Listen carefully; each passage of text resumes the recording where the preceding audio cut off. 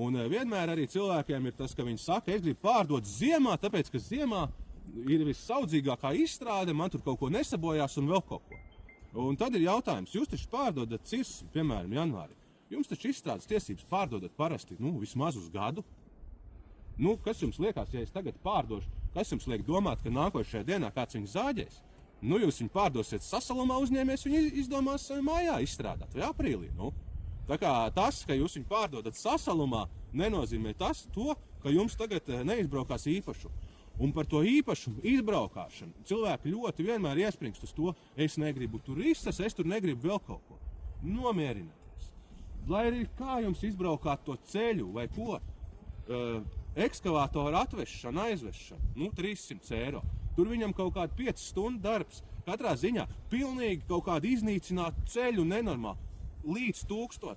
Līdz 1000 maksā un jums būs viss perfekti. Pie reizes vēl kaut kādu grāvīti izrakstiet īpašumā vēl kaut ko, ja?